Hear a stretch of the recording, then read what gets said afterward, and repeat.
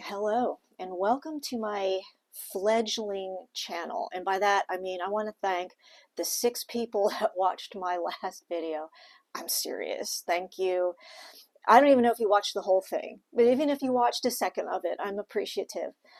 Hopefully, though, you'll be able to identify more with what I'm saying, and hopefully I'll grow and get better at talking because I really don't have any editing software or a staff. I don't have anybody. I make my own thumbnails.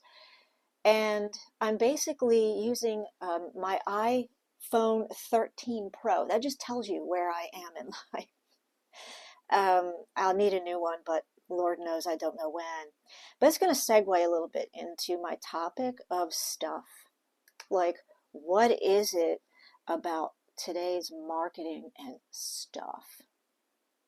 More and more stuff. So anyway, there is the idea of the planned obsolescence. You see it everywhere because it's understandable in the free market system that you're going to want to have repeat customers. You need to have things that are consumable and products that you can gain a loyal following. It could be anything from shampoo to the make and brand of a car.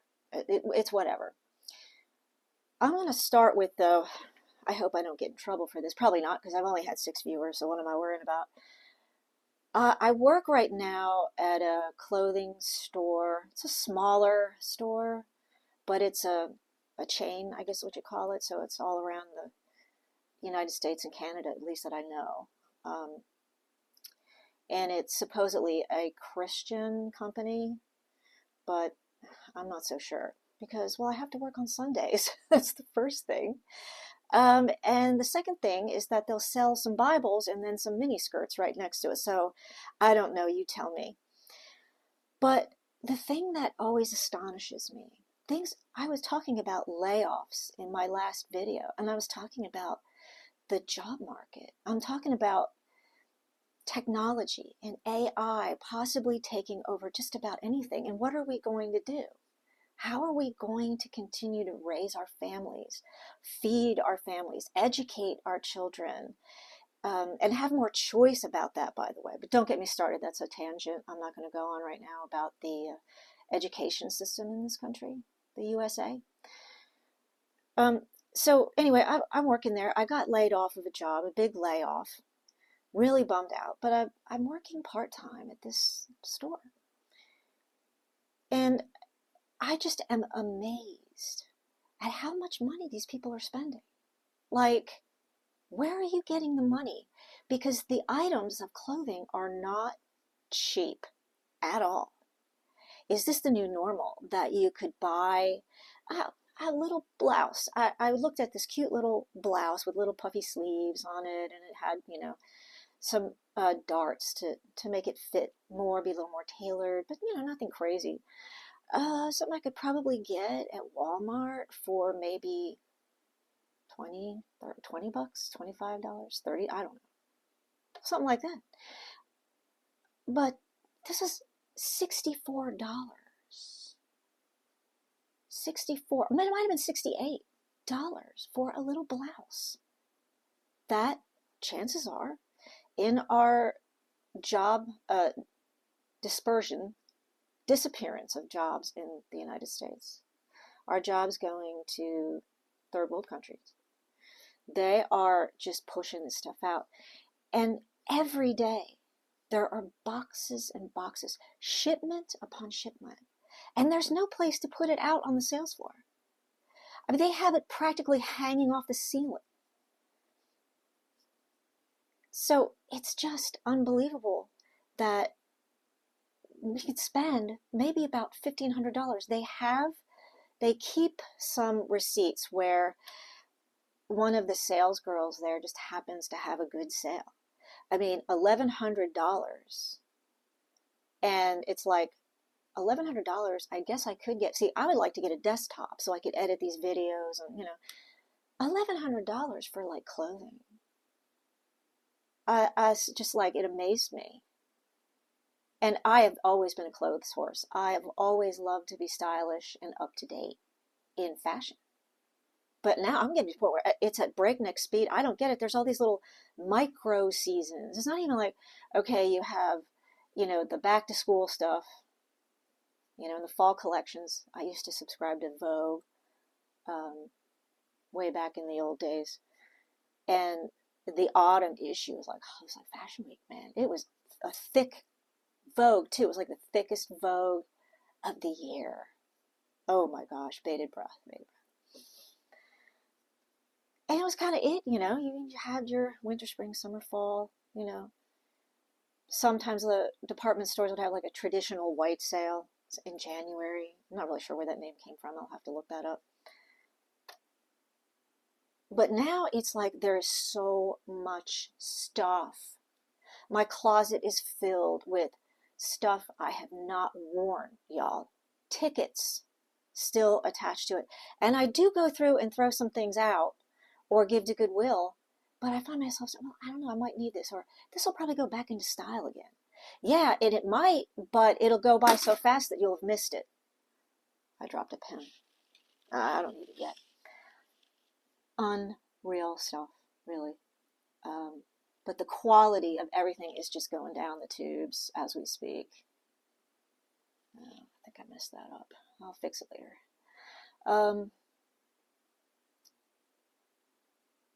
Why is this? I mean, quality sucks. And I even like to sew. So when I look at something, I go, wow, I mean, they just ran this through an overlock, done, next. The quality that it's the price is higher, but the quality is just diminished. And it just, these girls just keep in it. They come in there, they try on clothes, their mothers bring them in there. I mean, they're spending that money. And what really struck me recently is I watched on Netflix this show or a documentary called Buy It Now. So if you're familiar with Amazon and how it works, you know how it is. You search for something and then naturally it has a way of like finding other things for you that you might want. I use Amazon mostly for supplements, my prescriptions, and art supplies. Because I live in a, little backward town. Huntsville is the closest, and that's also where I work. So, like I said, it's not exactly, up to date on a lot of stuff. But anyway, so I'm looking at this and I'm looking at this video, and it was really about the woman that created the Buy It Now button. Rather than add it to your cart, and you just click Buy It Now. There you go. It's on its way. But it wasn't just that. There was a scene of, it was a coastline in Africa somewhere, I can't remember where. The shoreline was just filled with clothes. I even saw some Walmart brands in there. I mean, I saw kind of stuff that I even recognized that I've bought, thinking, is that where it wound up? I thought I took it to Goodwill. You know what I mean? Is that where it wound up? Yeah, I admit I've thrown stuff away. I'm like, I'm never going to wear this. It's never going to happen. Even though it still fits, I really need a more updated wardrobe. No, I don't.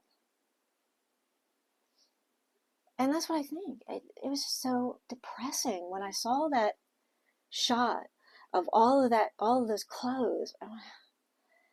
Why the heck? I mean, they're constantly, we've got these little micro seasons where we got a special little display for, Christmas and then Valentine's. And I mean,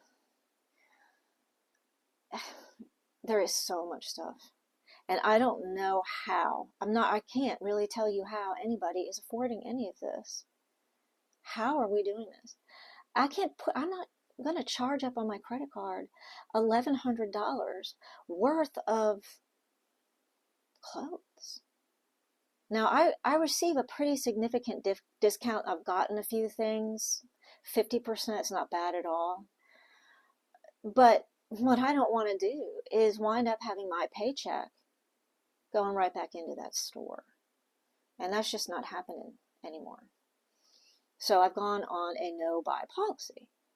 But of course, we have to wear certain items of clothing, right? We had to wear a certain color for a top and then something else. Well, now that I've gotten what I felt I need for my quote unquote uniform, now they're going to change it. I guess I'm just going to have to go back to Walmart or Old Navy or something if they change it and get a couple of tops, because it's going to get ridiculous. I am not spending money right now. Y'all hardly pay me at all. And you're going to ask me now to change my uniform? No. I mean, you just have to learn to recognize what is so, you know, sneaky about this, and pray for discernment. That's the only thing I can do, is say, God, give me the strength to not buy it or wanting it now.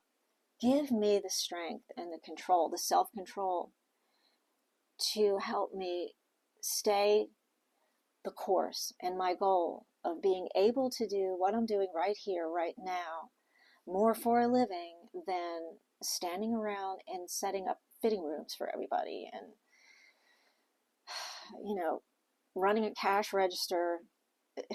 You know, I know that God has a better plan for my life. It's been a long time coming, but I really think I'm on the verge of that.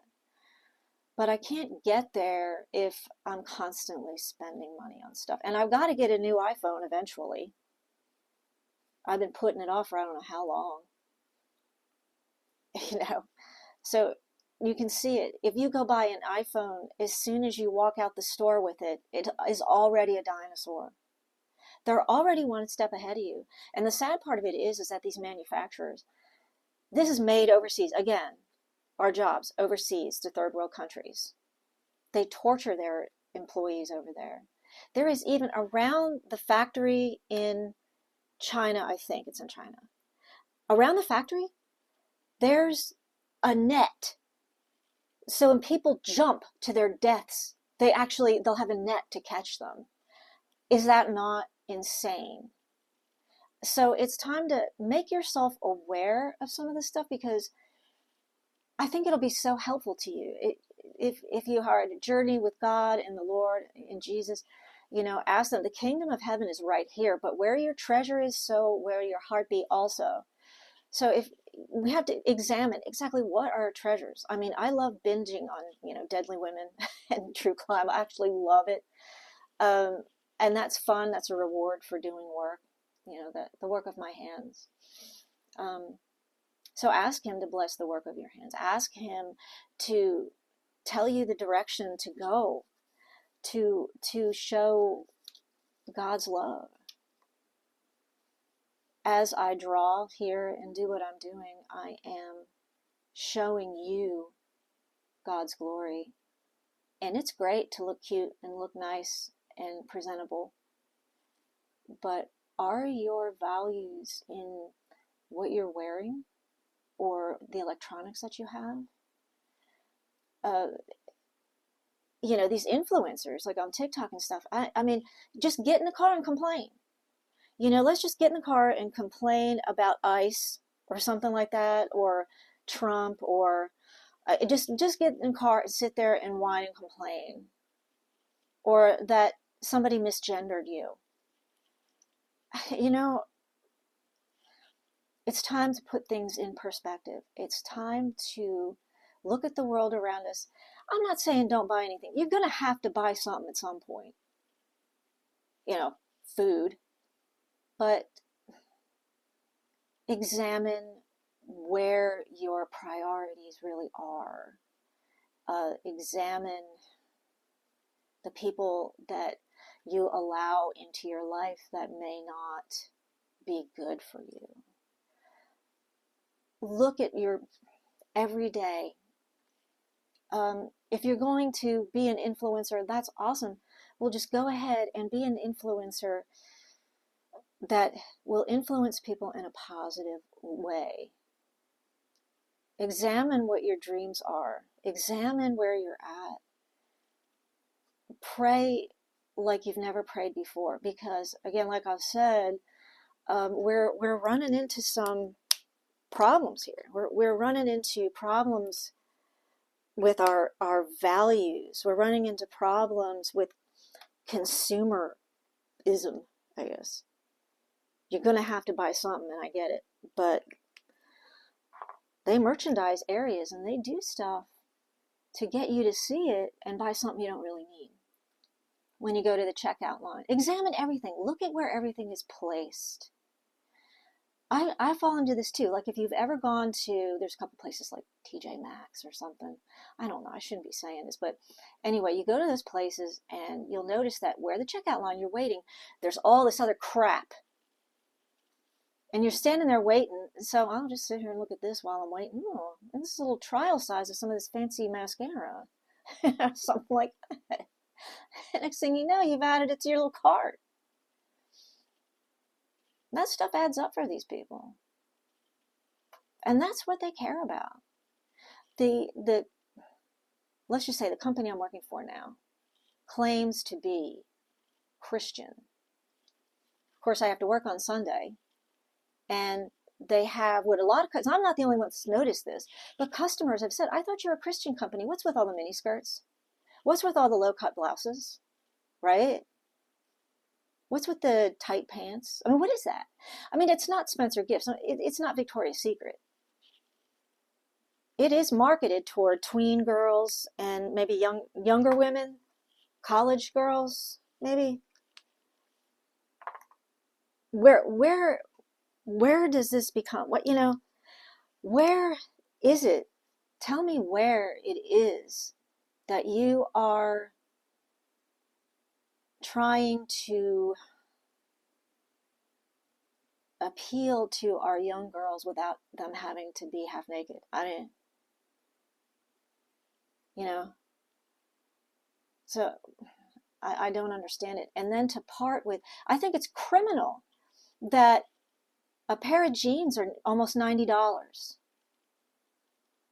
Now, I think they supposedly are a charity. I think they have programs where they support like kids in Guatemala and stuff, which I think is great. But what about our kids here?